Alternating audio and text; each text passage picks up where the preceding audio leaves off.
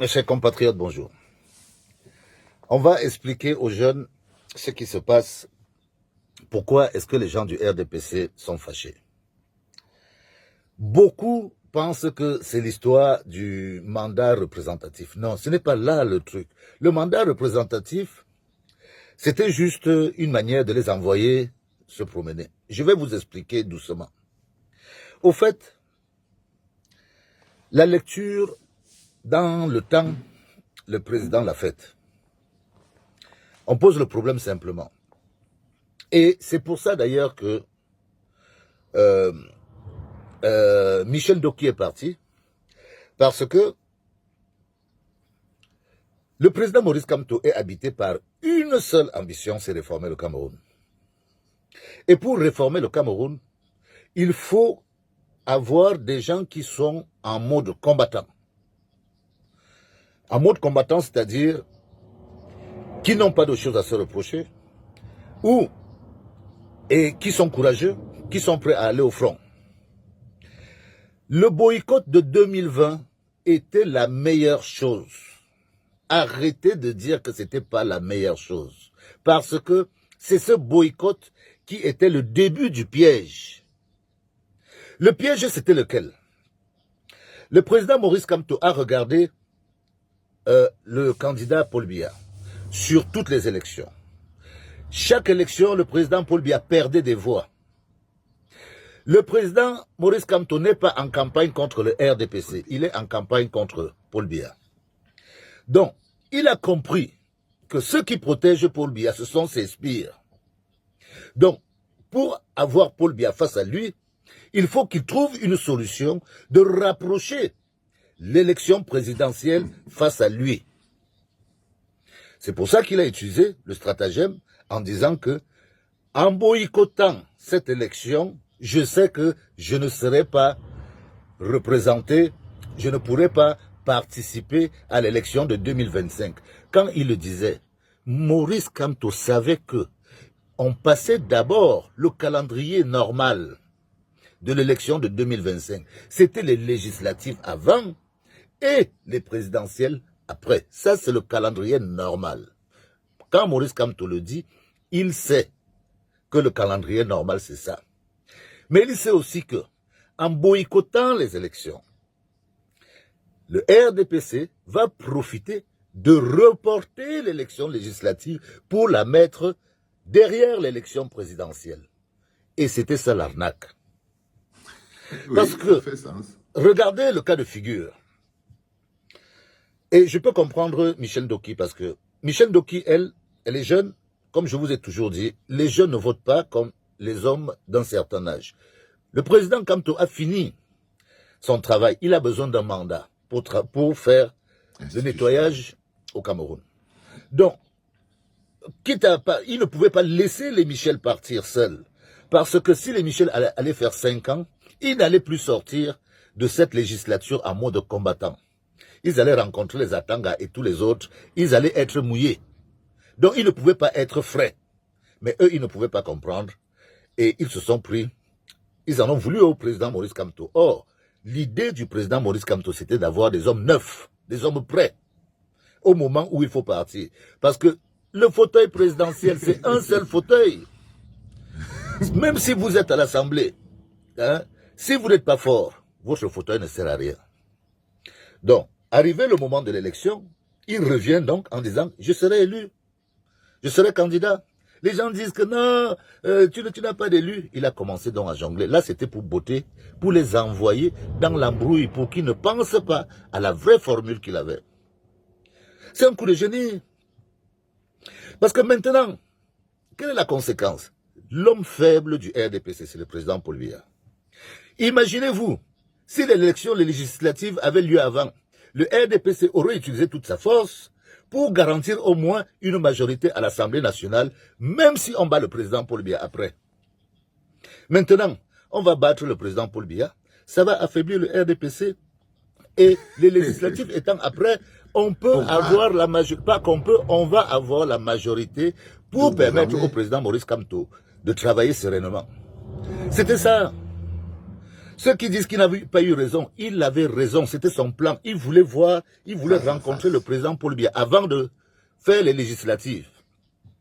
Et il savait que s'il partait aux élections législatives en 2020, le système allait mouiller tous ses adhérents. Enfin, on a bien vu que Michel Ndoki a accepté les choses. Imaginez-vous qu'elle ait fait 5 ans. Voilà Cabral qui est parti. Cabral est mouillé dans plein de choses. Mais bon, il ne s'est pas contrarié, mais il n'a plus la même niaque. Les gens ont vu Cabral se diluer. C'est pour ça que les gens doutent sur lui aujourd'hui. Donc le président Maurice Kamto, non seulement il a eu plus d'élus qu'en 2018 et qu'en 2020, enfin plus d'élus, plus d'adhérents au MRC, et c'est normal au moment où il pose son opération qu'il aille donc se réfugier dans le parti que personne ne pouvait imaginer. Donc c'est pour ça qu'ils se lèvent, ils sont troublés, ces gens du RDPC. Donc ça c'est mon explication sur la conséquence. Le président Paul Biya est faible. En battant le président Paul Biya, chaque parti a maintenant, comme ça se fait partout, dès qu'un peuple vous donne la majorité, le même peuple, dès qu'un peuple fait élire un homme, le même peuple donne la majorité à l'Assemblée nationale. C'est logique, c'est comme ça que ça s'est toujours fait. Donc c'était des explications pour ceux qui ne comprennent pas pourquoi est-ce que les gens du RDPC sont perdus. Parce qu'ils ne peuvent plus défendre Paul Biya. Dès qu'on finit avec Paul Biya, c'est fini. C'était lui. Voilà. Bravo, monsieur Kamto. Bonjour les enfants, c'est papa. J'adore ce game.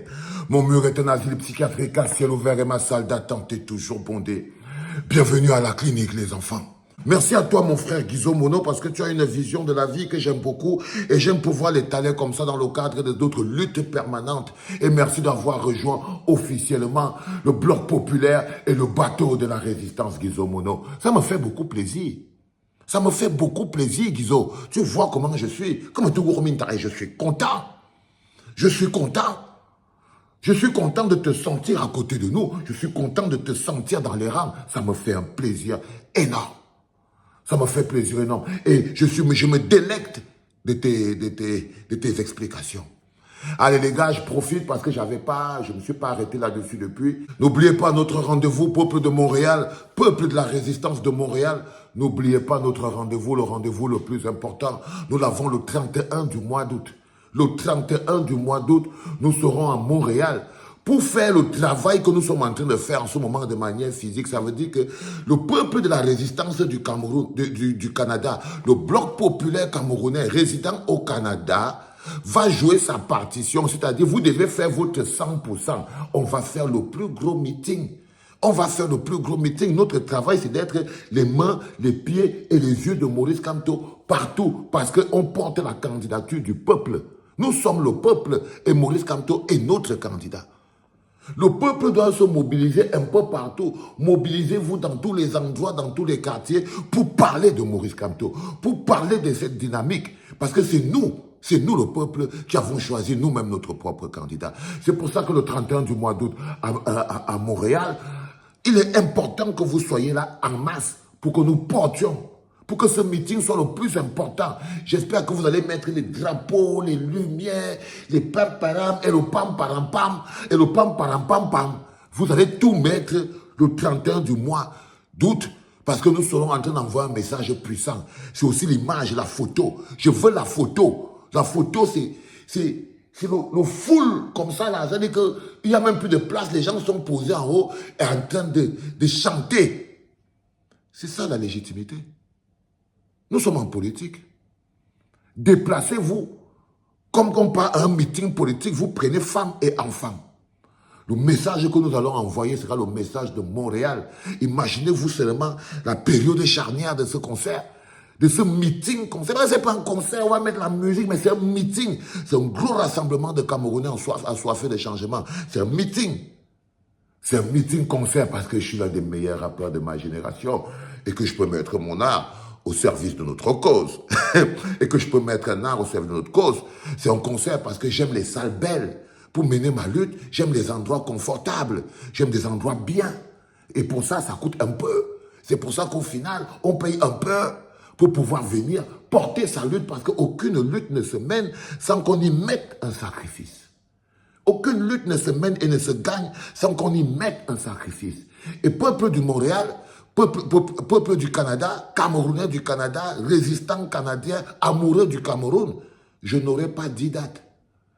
Je n'aurais pas dit date. Vu comment c'est que l'échéance, c'est pas... C'est nous, ce sera notre responsabilité. Il n'y aura pas un autre meeting dans la diaspora, pas facile, sauf si nous l'organisons nous-mêmes, comme on est en train de le faire là. Et je pense que c'est ce que nous devons faire. Chaque capitale doit pouvoir trouver une petite salle pour organiser son meeting-concert, pour porter Maurice Kamto. On ne va pas rester à regarder Internet 24 sur 24. Qu'est-ce qui se passe au Cameroun? Qu'est-ce que nous, on va faire ici? Qu'est-ce que le bloc populaire européen, qu'est-ce que le bloc populaire camerounais en Europe va faire? C'est ça aussi qu'il faut commencer à réfléchir et trouver des solutions. On ne va pas se coucher. On ne va pas se coucher. Paris, Berlin, New York, tout ça, il faut à tout prix que dans tous ces petits endroits-là, que ce soit un gros barbecue, que ce soit une salle, mais qu'on ait tout le temps des moments de porter la campagne. C'est nous qui devons faire ce travail. C'est nous le bloc populaire, parce que nous sommes les bras et les pieds de Maurice Kamto. Je vous donne rendez-vous le 31 du mois d'octobre, le 31 du mois d'août. Merci beaucoup, peuple de Montréal. Je sens votre puissance, je peux sentir votre présence à partir d'ici. Je peux sentir la force qui est la vôtre là, maintenant. Et je sais qu'on va envoyer un message puissant. I know that. I know that, boy. Je sais ça, les gars, qu'on va envoyer un message puissant. Que quand ils vont regarder du côté du Cameroun, ils vont dire, ils ont envoyé du lourd. Parce qu'on va envoyer du très lourd. On va envoyer du très lourd. Allez les enfants, c'était le deuxième podcast de la journée en direct de la clinique. Vous savez comment ça se passe? C'est Yo Fly, dans l'amour. C'est dans l'amour parce que c'est que de l'amour. C'est dans l'amour parce que c'est que de l'amour. Rendez-vous le 31 du mois d'août à Montréal les enfants. C'était papa.